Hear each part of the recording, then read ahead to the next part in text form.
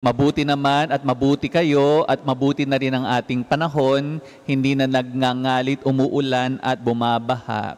Dapat sana ay magbabiyahe ako noong Biyernes ng gabi mula sa Santiago Isabela patungo dito sa Maynila para makapaghanda ng misa dito sa parokya ninyo. Pero dahil nagngangalit ang panahon at signal number 1 sa aming lugar sa norte, ipinagpaliban ko ito. Kagabi ako lumuwas at nagbiyahe ng napakahabang oras, dumating ng 3:00 ng madaling araw sa Cubao, medyo natulog ng 2 oras, naligo at nagtungo dito sa inyong parokya para magmisa ng 7:00 ng umaga. What a sacrifice I have to make just to get here. Sana nga ay mayroon pa tayong maraming pari para nang sa gayon ay hindi na ako kinakailangan na magbiyahe pa mula Isabela. But I'm very happy to be here and to be joining you in this Mass. Alam niyo, mayroong isang tried and tested formula kung paano nahuhuli ang mga unggoy. Maliliksi at malilikot ang mga unggoy, mahirap hulihin. Pero ang mga ngaso ay mayroong formula o strategy para sila ay mahuli. Ang gagawin nila, kukuha sila ng isang pinatuyong baon ng niyog, lalagyan ito ng butas na maliit na kasya ang kamay ng isang unggoy, pero kapag ito'y may hawak-hawak na at nakasarado ang kanyang palad, ito'y hindi na magkakasya. Kaya ang gagawin nila, gagawa ng butas, maglalagay ng pagkain sa loob ng baon ng niyog, halimbawa ay mani o kaya naman ay saging, at ilalagay sa isang tabi. Maya-maya ay maaamoy ito ng isang unggoy, ma-attract siya sa amoy ng pagkain sa loob ng baon ng niyog, ipapasok niya ang kanyang kamay at kukuha siya ng pagkarami-raming pagkain as much as he can. At kapag mag-a-attempt na siya na ihugutin ang kanyang kamay na punong-puno ng mga pagkain, ito'y hindi na magkakasya, hindi niya na mahuhugot pa at mailalabas ang kanyang kamay.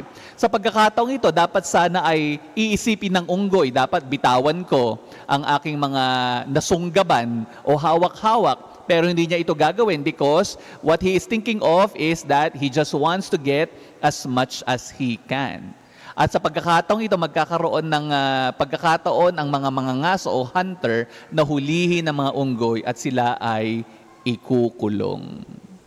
Minsan o madalas, katulad din tayo ng unggoy, we just want to grab and grab and grab as much as we can, never wanting to let go, and then we find ourselves not free anymore. Sinasabi ko itong kwentong ito sapagkat yan ang mensahe ng ating ebanghelyo ngayon. Nagpipreach ang ating Panginoong Hesukristo nang mayroong isang Ginoo na nagtanong sa kanya. Sabi, Ginoo, kakaunti po ba ang maliligtas? Hindi naman sinagot ang ating Panginoon kung yes or no, kakaunti o madami o lahat. Pero anong kanyang isinagot? Ang sabi niya, pagsikapan ninyong pumasok sa makipot na pintuan. Ano ba itong makipot na pintuan na ito? Alam niyo, nung unang panahon, karamihan sa mga syudad o mga bayan ay pinaliligiran ng mga pader. They are all walled. Katulad ng Intramuros, we call that walled city, upang mapangalagaan at maproteksyon nila ang kanilang mga sarili laban sa mga kaaway na nagnanais na agawin ang kanilang bayan o lupa. Papaano nakakapasok at labas ang mga tao sa isang walled city ay mayroong mga pintuan na malalaki. Sa Jerusalem, for example, 12 o 12 ang main doors or gates ng Jerusalem. At ang mga main doors na ito ay malaki para maging isang two-way traffic. Ibig sabihin, 2 tao ang pwedeng magkasya, labas-masok sa gates or pintuan na ito. Ito ang ginagamit nila tuwing araw upang sila ay magpasok o maglabas ng kanilang mga kalakal o paninda, o di kaya naman ay bumisita sa kanilang mga kaibigan o kapamilya, o di kaya ay mamasyal. Sa araw, ang mga malalaking pintuan na ito ay bukas, pero sa gabi ito ay sarado, sapagkat maaring sila ay mapuslitan ng kanilang mga kaaway.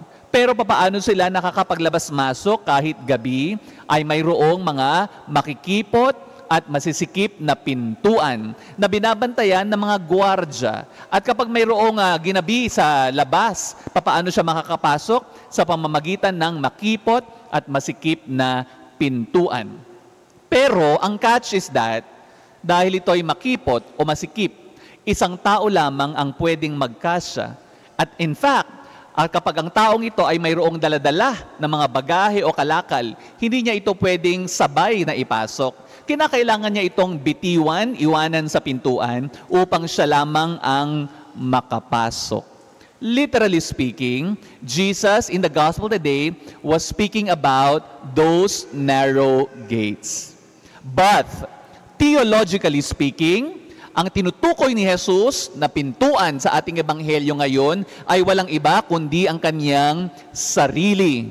Sa ebanghelyo ni San Juan, for example, sabi ni Jesus, I am the gate. Ako ang pintuan, at sino man ang papasok sa pamamagitan ko ay siyang makapapasok sa kaharian ng Diyos.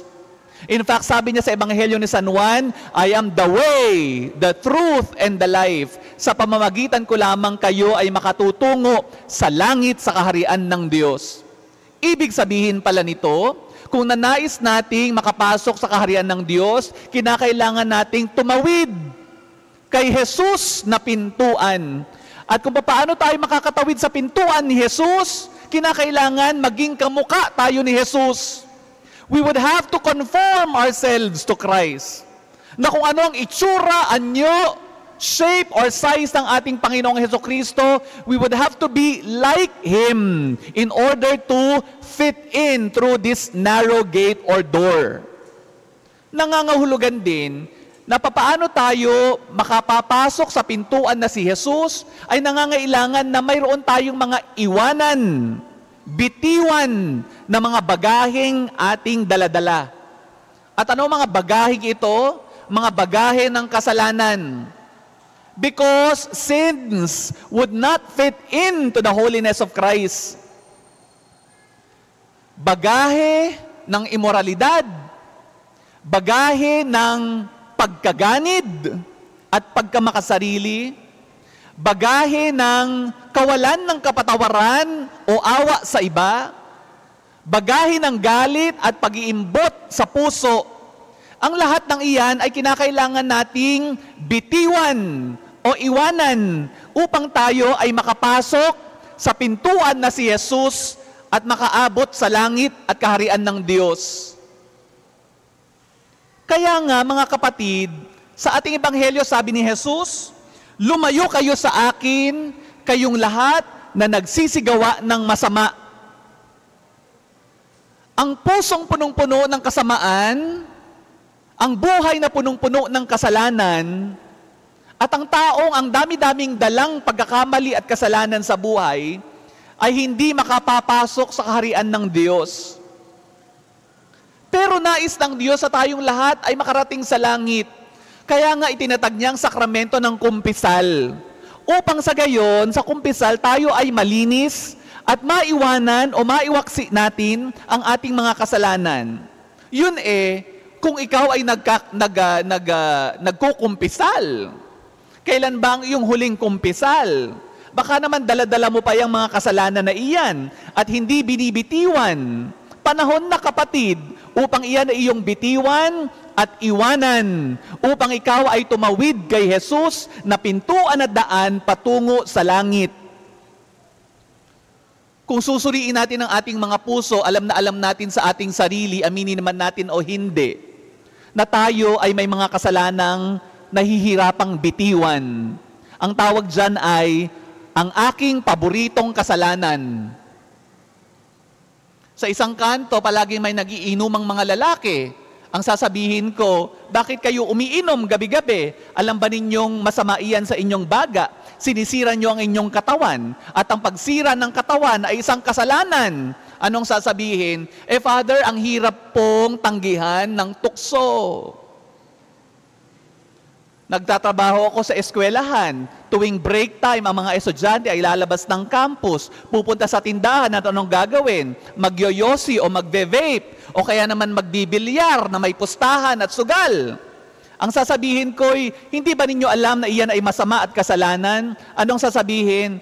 Father, masaya po masarap po, mahirap bitiwan at ihinto.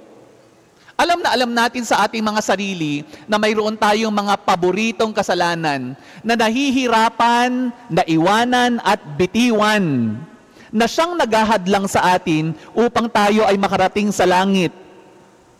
Kaya anong sabi ni Jesus? Pagsikapan ninyo. Mahirap, oo. Pero sabi ni Jesus, pagsikapan ninyo. Katulad ng inyong pagsusumikap na magkaroon ng mas malaking sweldo o mas malaking kita sa inyong negosyo, o kaya naman magkaroon ng magandang bahay, o kaya naman magkaroon ng sasakyan na mga 40 na Cadillacs, pagsikapan din ninyo, lalo't higit, na mapunta sa langit. Dahil higit na kayamanan ang kaharian ng Diyos. Ang ating buhay dito sa lupa ay maikli lamang. Pero pagkatapos ng buhay dito, ang pag-uusapan na ay ang forever. Where do you want to spend the rest of your life forever? Do you want to go to heaven or do you want to go to hell? Kaya dito pa lang sa lupa ay mag-isip-isip na tayo. Pagsumikapan natin, katulad ng pagsusumikap natin na magkaroon ng yaman dito sa mundo, lalo't higit na pagsumikapan nating mapunta sa langit at maging masaya sa piling ng Diyos. Amen? Mahirap, pero dapat pinagsusumikapan. Anong susi para sa pagsusumikap natin? Para maitama ang ating landas.